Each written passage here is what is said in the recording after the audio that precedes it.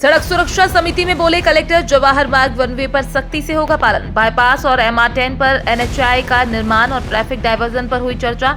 अगले हफ्ते से फिनिक्स के पास कुछ बड़े डायवर्जन देखने को मिलेंगे। ट्रैफिक पुलिस ने कुछ लेफ्ट टर्न का मुद्दा भी उठाया। कलेक्टर आशीष सिंह ने सभी निर्णयों से संबंधित जानकारी दी। जवाहर मार्ग वन वे पर बोले कलेक्टर, व्यवस्था अच्छी पर सख्ती से पालन नहीं हुआ। अब हम सख्ती से पालन कराएंगे। CCTV कैमरों से होगी चालानी कार्यवाही। देखिए, आज की बैठक में दो मुख्य बिंदु थे। सबसे पहले तो जो कि अभी NHI का जो काम MR10 और जो NH वहाँ से जाने वाला है उसको जोड़ने वाला एक 3 लेयर का जो फ्लाईओवर बन रहा है, उस काम के लिए एक डाइवर्शन क्रिएट करना है फिनिक्स मॉल के सामने से, उसको लेके चर्चा हुई है। और आज ये निर्णय हुआ है कि अगले 7 दिन बाद वो डाइवर्शन जो है वो चालू कर दिया जाएगा और उस बीच में IDA की तरफ से और नगर निगम की तरफ से जो भी काम करने की आवश्यकता है उसको करा लिया जाएगा, जिससे कि बारिश से पहले हम लोग इस स्तर पर पहुंच जाएं कि बारिश में भी NHI का काम चलता रहे और अगले 7-8 महीनों में जो हमारा काम है वो कंप्लीट हो सके।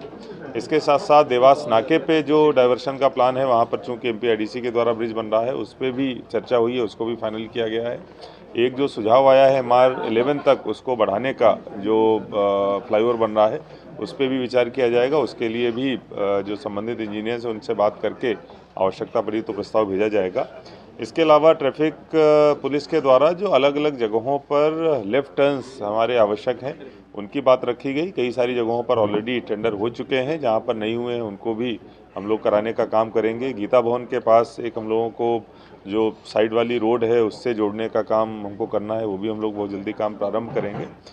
सभी इंटर डिपार्टमेंटल और इंटर एजेंसीज के जो मुद्दे थे, आपसी समन्वय के जो मुद्दे थे, उन पे भी चर्चा हुई है। उन सभी पे आगे हम लोगों के द्वारा काम किया जाएगा। देखिए, जो बसें शहर में खड़ी रहती हैं वो 2 प्रकार की हैं। पहले तो चूँकि जो बस संचालक हैं उनके पास में उनकी जगह नहीं है, उसके कारण बसें खड़ी हो रही हैं। तो आज हमने बस संचालकों को भी बुलाया था।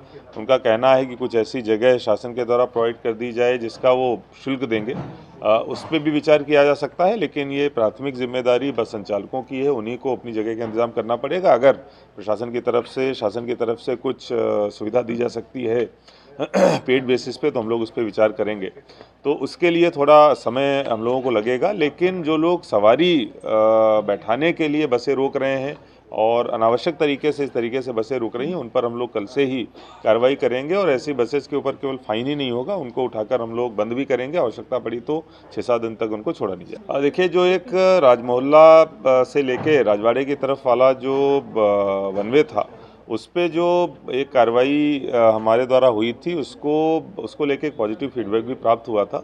निश्चित रूप से चूँकि जनता को इसका पालन करना था, हमारी तरफ से जागरूकता भी बहुत ज़्यादा फैलाई गई थी, लेकिन फिर भी कहीं न कहीं पालन ना करने के कारण उसमें वायलेशंस की स्थिति बहुत ज़्यादा निर्मित हो रही है। और ख़ास तौर पर जो 2 व्हीलर्स हैं उनके द्वारा वायलेशंस की स्थिति ज़्यादा निर्मित हो रही है। आज बैठक में फैसला किया गया है कि हम लोग उसको सख्ती से लागू कराएंगे और जिस पर कल से काम चालू होगा। वहाँ पर जो उल्टी दिशा से आने वाले वाहन हैं, हमारे द्वारा CCTV जो इस प्रकार के चालान के लिए लगाए जाते हैं उनको लगाया गया है, और जो भी ट्रैफिक का वायलेशन करेगा, रूल का वायलेशन करेगा, उसको चालान भेजे जाएंगे। देखिए, ई-रिक्शा के 2-3 ऐसे पॉइंट्स हैं, खासतौर पर राजवाड़े से पॉइंट आता है, वहाँ पे पहले भी हम लोगों ने कार्रवाई की थी।